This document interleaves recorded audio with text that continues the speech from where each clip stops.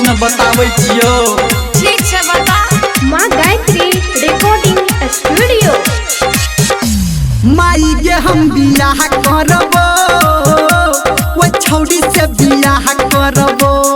केकरा से रे? माई के हम बियाह करबो, वो छौड़ी से बियाह करबो।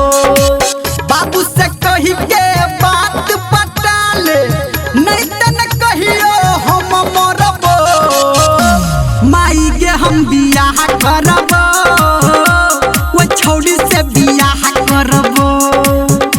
माई के हम बियाह करबो, वो छौड़ी से बियाह करबो। कान खोल के सुन ले। Singing by power star Dharmendra Nirmaliya.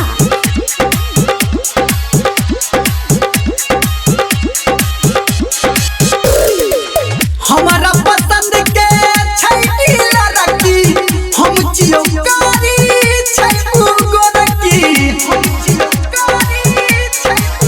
के हमारा पसंद के छैटी लड़की, हम जियो करिया उ छै गोरकी।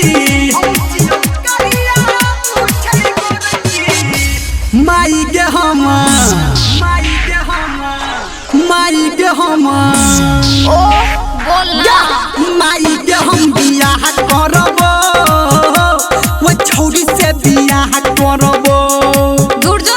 माई के हम बियाह करबो, वो छौड़ी से बियाह करबो। अरे ए छोरी के घर कहाँ छे?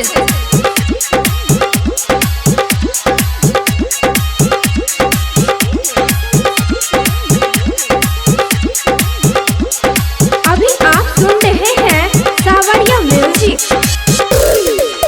कोयल जैसन ओकर बोली, गाम ओकर छै पश्चिम टोली। अरे ई तो लगे में छे।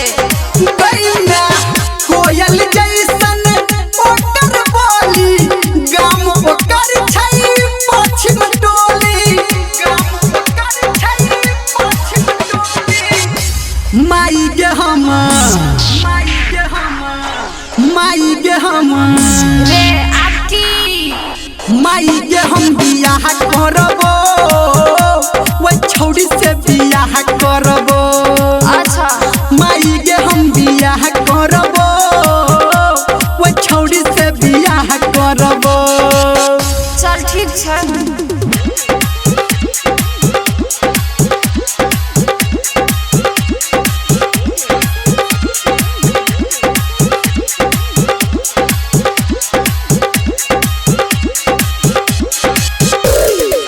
धर्मेंद्र निर्मलिया कहतौ, गौतम संजय मामा अगुआ रहतौ। सुनना मौसो को फोन कर दिया। धर्मेंद्र निर्मलिया कहतौ, गौतम संजय मामा अगुआ रहतौ। गौतम संजय मामा अगुआ रहतौ। माई के हम अरे बुझलियो तो बियाह करबे। माई के हम बियाह करबो, वो छौड़ी से बियाह करबो। ओहो माई के हम बियाह करबो, वो छौड़ी से बियाह करबो। बाबू से कही के बात पटा ले, नहीं त न कहियो हम मरबो।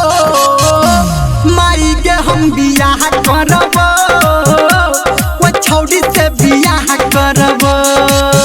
बुझला के मैं ठीक छे बुझ गेलियो। यहाँ लगन में तोर बियाह करा देबो।